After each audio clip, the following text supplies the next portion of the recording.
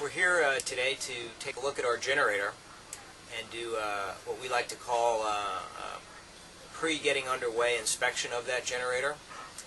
If you're using your generator on a regular basis, if you're living aboard for instance, this is the type of inspection that you might do every few days, maybe once a week, but probably no less often than that. You probably can't inspect it too often. If you use your boat less frequently, then this might be the kind of inspection that you do each time you come aboard before starting the generator up. So let's take a look at this generator. This happens to be a Westerbeke, but in general the components and traits of small diesel generators that are used aboard recreational vessels are all pretty much the same. So what I'm about to show you will apply to any one of those generators most likely. That. So most generators have single side access, which means you only have to remove one side of the sound shield in order to do routine maintenance. More major work like replacement of a starter or something along those lines might require additional covers be moved or removed, but in this case we only have to take one side off. And again, that's how most generators are built these days. So we'll start off on the engine side of the generator rather than the electrical side, and look at a few things that you might check out for your routine inspection. We're going to start off with perhaps one that's obvious, but that's checking the oil. Looking at the dipstick. Now there's more than just checking the level here. Certainly you want to make sure that it's full or nearly full. But also you want to be looking for signs of possible problems, like does the oil smell like diesel fuel, for instance? If it does and the level of oil on the dipstick is high, then that means somehow we have diesel fuel leaking into the crankcase, leaking into the oil, and that dilutes the oil and it diminishes its lubricity. It's not as slippery when there's diesel fuel in it. So that's something we want to be conscious of.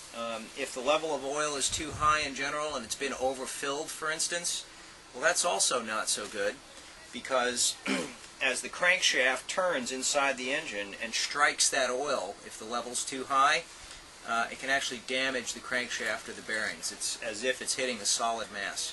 So making sure that that level is between those two lines, preferably closer to the top line, but not over it. No smell of diesel fuel, and also no evidence of water. When water mixes with crankcase oil, it creates kind of a milky, milkshake type emulsion. If that's going on, then that means we've got a leak in an oil cooler or something along those lines, perhaps a head gasket leak, so we want to be on the lookout for that as well. Now, all diesel engine crankcase oil turns black very quickly, so that's really not an issue. We're not very concerned about that. If the oil has a dark color to it, when you pull the dipstick out, even if it's been replaced recently, that's really not a problem. We kind of expect that for diesel engines. Next stop that we might make would be to look at the heat exchanger. That's usually a tubular shaped device with a fastener in the end of it and a round end cap. We want to look for evidence of leaks. And in fact, on this heat exchanger we do have a little bit of leakage going on here, and you can see this green kind of verdigris that has accumulated on here because there's a little bit of leakage around the zinc anode, in fact. Well, that's not very serious. That means the threads on that anode are leaking a little bit. Nothing to really be concerned about. But if that green or leakage evidence was around the cap for the heat exchanger, well, that might be something that we would be more concerned about, because that means the gasket is leaking. The caps on these cylindrical heat exchangers, by the way, are notorious for developing cracks. And so you want to look very closely to see if you see any evidence of a crack from over-tightening these heat exchanger end caps.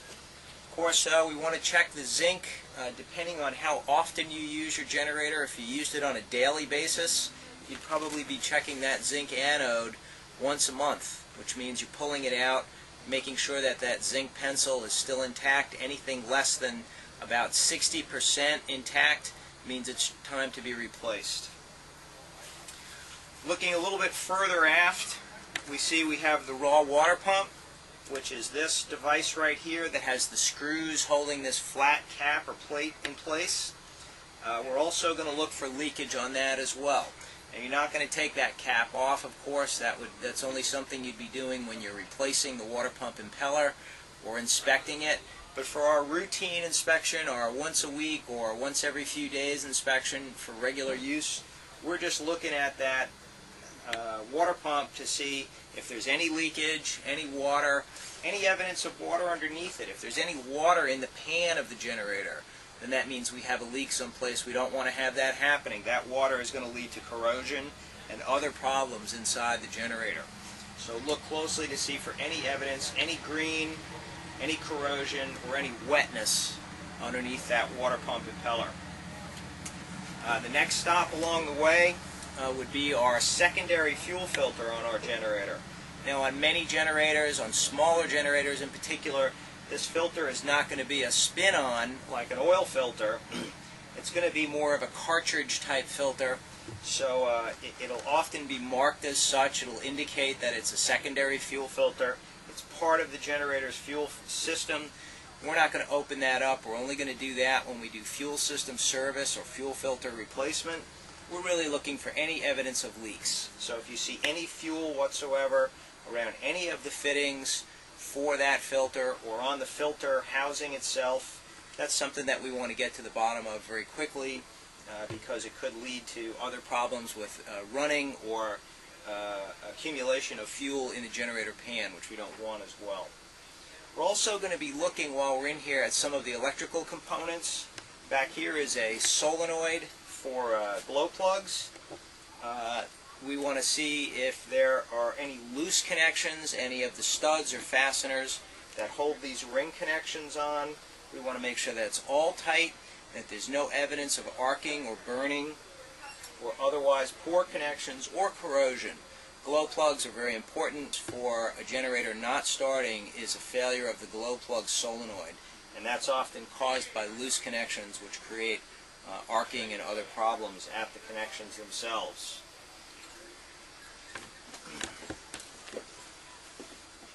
Now moving over to the other side of the generator, the electrical side. This is the portion of the generator that actually makes electricity. The other side of the diesel engine, essentially. At this end, really what we're looking at is for any signs of corrosion or electrical failures. Almost every generator, certainly all of the ones built today, have a circuit breaker that's located right at the generator. This is the primary circuit breaker controlling all of the output from the generator itself before it gets into the boat's electrical system. It's very important to know where that circuit breaker is, because if it trips, you'll have no electrical output, but the generator will still run. 99 times out of 100, that's because the circuit breaker on the generator has tripped. So make sure you know where that is. If the generator obviously will not be running while you're doing any of these inspections, so you can cycle that breaker to make sure it feels good, that there's no grinding or dragging or hanging up at all. Make sure you leave it in the on position so that everything works properly. And then just do a visual inspection of the rest of the components on the generator from this side. One of the most important of which is most generators have a small circuit breaker located right on the generator. That small circuit breaker is for the DC portion of this generator, meaning for the cranking circuit and for the glow plug circuit and instrumentation. If that breaker trips, the generator will not run and it will not start. So it's very important that you know where that circuit breaker is and how to reset it. Most of them are a red push button that just gets pushed in to reset, but I've seen many generators stop working all because that one little circuit breaker has tripped and the operator didn't know where it was or how to reset it. So make sure you know where that button is on your generator. Beyond that, again, just a visual inspection, looking for any loose components, loose fasteners, corrosion, chafe on hoses, particularly fuel lines, which have been added by the boat builder, not necessarily by the generator manufacturer, but these are the ones that will often suffer from chafe because of the way that they're routed into the generator compartment. That's often very difficult for a boat builder or installer to do. and it has to be done very carefully to make sure that there's no damage to any of these hoses.